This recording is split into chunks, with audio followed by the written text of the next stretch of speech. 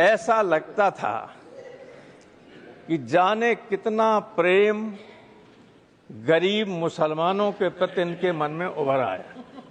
आंसू निकल आए सर, आंखों से आंसू आ गए। इन्हें हम आज से जानते लेकिन ये, अरे आप हमारे मित्र हैं, आप नेताजी से आपके संबंध बहुत अच्छे रहे, जो मुख्यमंत्री रहा उसके साथ संबंध में आया, अखिलेश से बहुत अच्छे संबंध है और मुझसे तो बहुत ही अच्छे संबंध रहे। तो इस तरह से बोल रहे थे,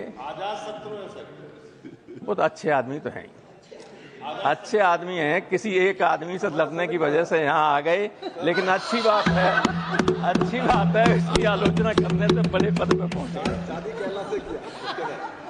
तो मैं ये कह रहा था कि जो भाषण हो रहे हैं उधर से, उसमें बार बार जमीन और फंड, पैसे की बात आती है। मुझे ऐसा लगता है 14 से 24 तक आपको याद ही नहीं रहा, 10 साल आपको याद ही नहीं रहा कितनी बड़ी संपत्ति वक्फ बोर्ड के पास है, इतना पैसा वक्फ बोर्ड के पास है। जब सारी संपत्ति देश की बेच ली तब फिर देखा गया कि कहां बची हुई है, तो आप वक्त पे आ गए।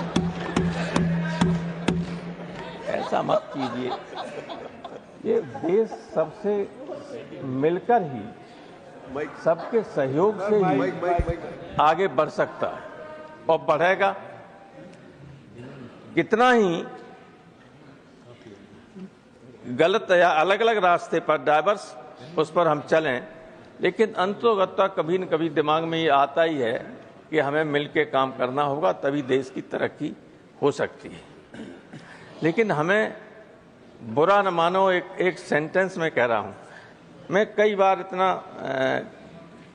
ज़्यादा कटु सत्य कभी नहीं बोलता, और इसलिए नहीं बोलता हूं कि आगे की लाइन में और पीछे भी दोनों तरफ, खासतौर से उस तरफ जो लोग बैठे हुए हैं, उनका मैं बहुत लिहाज करता हूं, तो कहीं इनको बुरा न लगे इसलिए नहीं कहता हूं।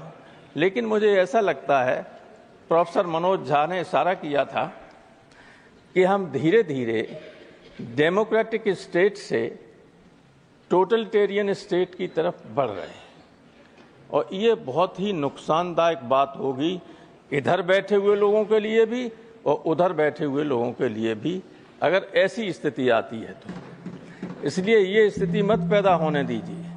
मैं यहाँ पर जो ये बिल आया है उस पर संदेह हमें इसलिए ज़्यादा है क्योंकि हम उत्तर प्रदेश के लोग बुरा न माने, हम जो उत्तर प्रदेश में देख रहे हैं, लोग नमाज नहीं पढ़ सकते, अपने घर की छत पर नमाज नहीं पढ़ सकते, ईद के दिन, ईद, मैं तो आपकी तरफ देख के कहूंगा, नहीं पर मैं थोड़ा बोर्ड की तरफ भी देख लें। अरे 3-3 मिनट वालों को आपने 20-20 मिनट दे दिया, तो हमें भी 1 आध मिनट ज्यादा दे दीजिए। वैसे मैं आपके हर आदेश का पालन करूं, मैं अभी बैठ जाऊंगा। नहीं, आप इतने वरिष्ठ हैं। आपने टेलीविजन पर देखा होगा नड्डा साहब कि संबल मेरी पार्लियामेंट्री कॉन्स्टिट्यूंसी रही है, लोकसभा का मैं सदस्य वहां से रहा हूं।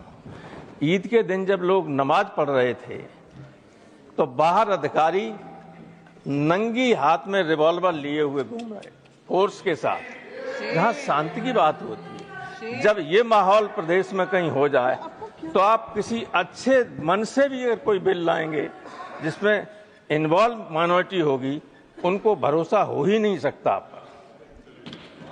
इसलिए पहले तो उत्तर प्रदेश की सरकार को संभालिए कि माइनॉरिटी के साथ व्यवहार ठीक करे, और उसके बाद इस तरह के बिल लाएं तो इसमें भी संशोधन। ये तो आपने सोचा ही नहीं, हमें लगता इसको इम्प्लीमेंट करेंगे तो कितना संकट आएगा सामने, उसको लागू करने में आपके ही सामने दिक्कत आ जाएगी। 5 साल से इस्लाम का प्रचार कर रहा हो, जो हिंदू पैदा हो गया वो हिंदू है, जो मुस्लिम पैदा हो गया वो मुसलमान है। अब वो प्रचार कर रहा है, प्रसार कर रहा है, इस्लाम का कर रहा है कि नहीं कर रहा है, ये आपके हाथ में, न हमारे हाथ में, ये तो ईश्वर के हाथ में है, अल्लाह के हाथ में। कौन कहाँ पैदा हुआ, जो पैदा हुआ जहाँ वो है अगर मुसलमान पैदा हुआ तो मुसलमान धर्म का है कि नहीं? माना जाएगा कि नहीं माना जाएगा? तो 5 साल का वो उसमें बैरियर लगाने से क्या फायदा है? थैंक यू प्रोफेसर साहब। पूरी बात। और सारा अधिकार अगर कलेक्टर को दे दोगे तो आर्टिकल 26 का उल्लंघन तो है ही। फंडामेंटल राइट्स भारतीय संविधान के 3रे अनुच्छेद 3रे भाग में है। वो शुरू होता है, उसमें आर्टिकल 13 में साफ लिखा हुआ है कि इस भाग के अंतर्गत जितने भी अधिकार दिए गए हैं उनको सीमित करने वाला, छीनने वाला कोई भी कानून बनाया जाता है तो वो कानून रद्द होगा। आर्टिकल 13 में है, आप जानते हैं, सभी जानते हैं, बड़े बड़े वकील बैठे हो। तो आर्टिकल 13 और आर्टिकल 26 में है कि आप कोई भी माइनॉरिटी अपना रिलीजियस मैनेजमेंट और सारी व्यवस्था खुद कर सकते। दोनों को एक साथ पढ़ें तो आप स्वयं इस निष्कर्ष पर आ जाएंगे कि सब इलीगल है, असंवैधानिक है। तो कोई असंवैधानिक काम मत कीजिएगा। आप बहुमत में हैं दोनों जगह, वहां तो बहुमत बना लिया आपने और यहाँ हो गया आप यहाँ वास्तव में बहुमत आप। थैंक यू प्रोफेसर तो साहब। उसका दुरुपयोग मत कीजिएगा, मेरी यही राय है। Thank you. ईश्वर से डरिए, क्योंकि ये कोई दुश्मन नहीं है आपके। दुश्मन है होता है अहंकार व्यक्ति का। और कभी कभी कुछ लोग उधर से ऐसे बोलते हैं, आप तो बहुत विनम्र लोग हैं, जिनके बोलचाल से ही अहंकार टपकता है। अहंकार से बड़ा दुश्मन कोई किसी का नहीं होता, और जिसको अहंकार हो जाता है उसका नुकसान तो करता है। थैंक यू बहुत बहुत प्रोफेसर। धन्यवाद।